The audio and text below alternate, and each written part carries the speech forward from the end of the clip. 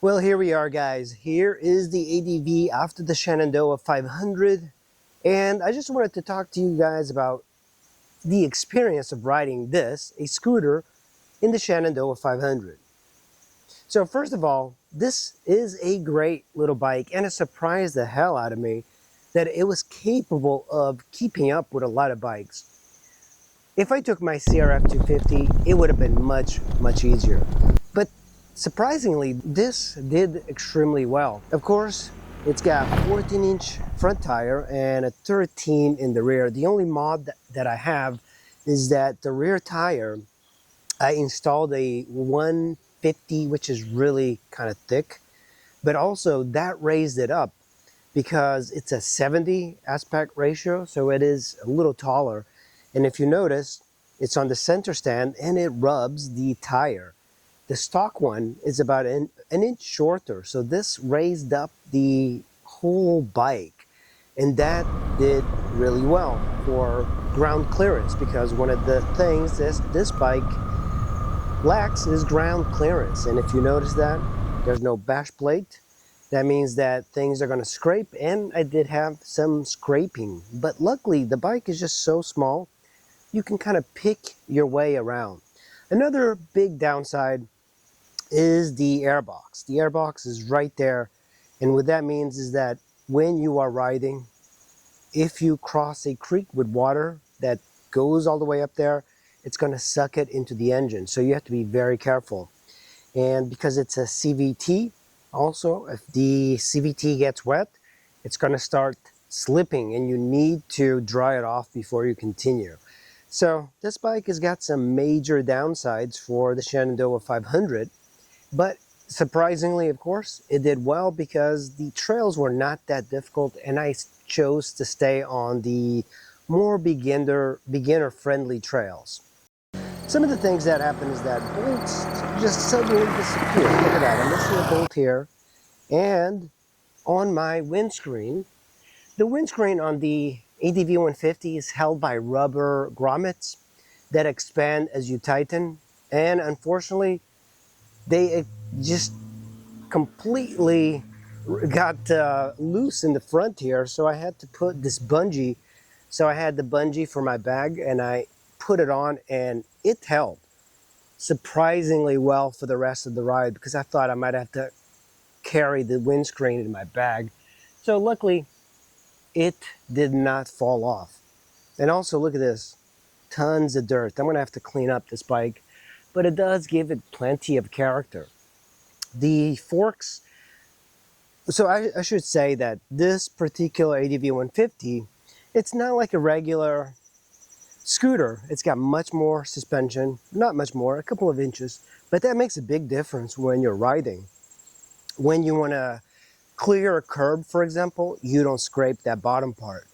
And that's really one of the beauties of this particular bike. It is kind of tall, so if you're sitting on the seat right now with that 150 rear tire, I can't even flat foot it. So it's a little bit on the taller side right now. But even a short rider can ride this because, you know, the hump in the middle here lets you kind of stand over it if you really need to. Another downside of this bike is that when you stand, if you stand on it, there's rubber cushion there, and unfortunately when you get it wet, and typically around here you'll have some clay soil, so that can be very slippery. Not recommended really for my type of riding.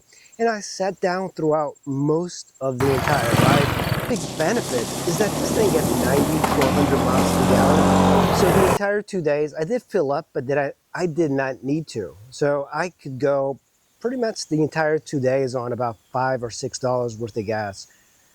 This has a 2-gallon gas tank, and riding this slow really did not affect much of the mileage at all.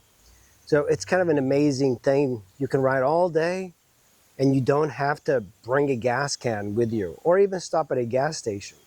The gas stations that you would see in West Virginia on the Shenandoah 500, they were kind of expensive. So the one, I believe, in Brandywine was $3.40. And in Harrisonburg, you're talking about $2.80. So that's a big difference in price just for the benefit of kind of hanging out in the Shenandoah. Another thing that happened is that I've never seen this happen because I did a lot of rocky terrain, and because this bike is got ABS in the front, you notice the ABS ring there. When you are riding and you're hitting like just regular rocks, like little pebbles, the front ABS is always kicking in. Not kicking in and braking, but you hear the motor working. I've never experienced that, and I was surprised that it did that because most people are not going to notice that. Take this bike off-road in anything that's bigger than this. Like, it's not going to do anything in this sort of gravel, but when the gravel gets to be about fist size, it's going to start hunting. The ABS is going to be kicking in.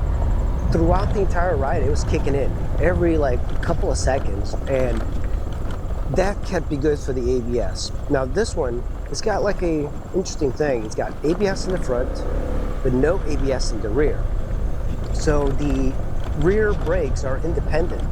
You could squeeze the left lever for the brake in the rear and just slide the bike around. And that was actually kind of fun to do because you had very controlled slides. Suspension was pretty decent. You know, it doesn't have great suspension for a dual sport, but it got the job done, and I was very comfortable riding this thing for the entire 2 days. I did about 200 miles. A lot of it was forest roads, and forest roads, I passed lots of Jeeps.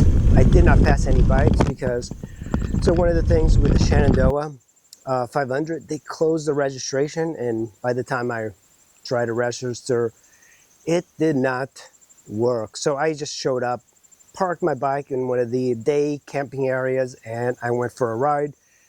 I got there late, so I did not join any group. It helps to have somebody else go with you because if you drop a bike out in the wilderness, it might be a while before somebody can get to you. So it's much more dangerous. It's the same reason you don't want to ride a mountain bike alone, because potentially you could get hurt and nobody's going to find you. So that's the ADV150. I just wanted to do like a quick video. It's completely capable, and it's not the most comfortable thing going over boulders, but surprised a lot of people. And of course, I got through it without dropping it. All right, thanks for watching, guys. Hit like, subscribe. I'll see you in the next one. Time to clean up this thing.